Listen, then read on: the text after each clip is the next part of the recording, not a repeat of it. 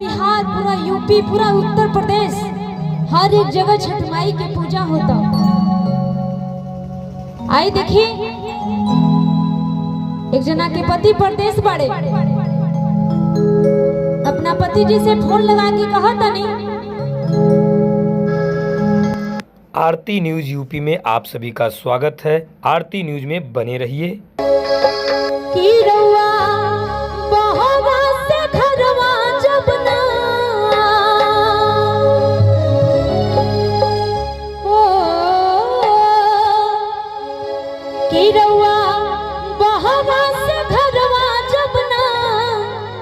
हरे आइब ये बलराम जी, छठ घाट के करा सने जाइबे बलराम जी, छठ घाट के करा सने जाइबे बलराम जी। रउआ बहवा से घरवा जबना, रउआ बहवा से घरवा जबना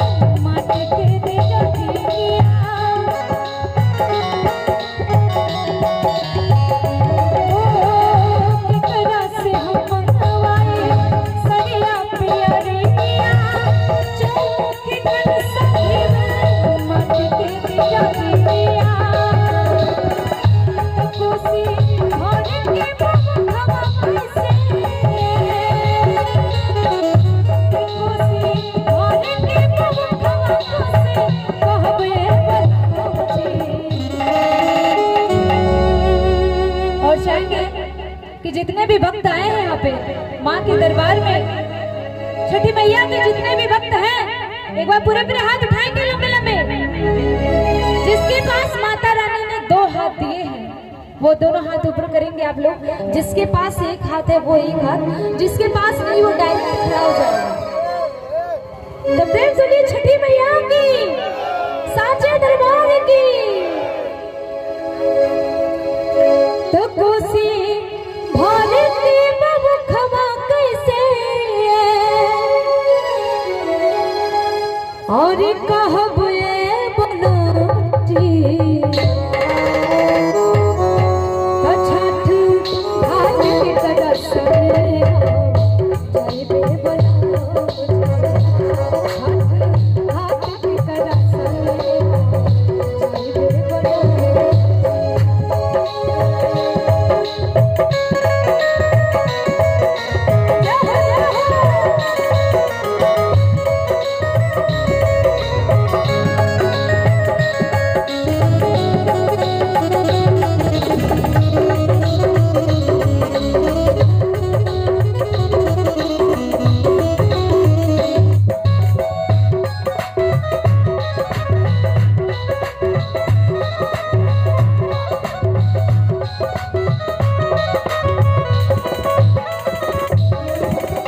और देखिए अपना सैया जी से, अपना पति जी से निहोरा करता नहीं कि कैसे न कैसे कह के रउआ घरे चलाई। कहा तानी कवनो उपाय करके घरे चले आई, पागल पलवा सुनली मेरा नगाई।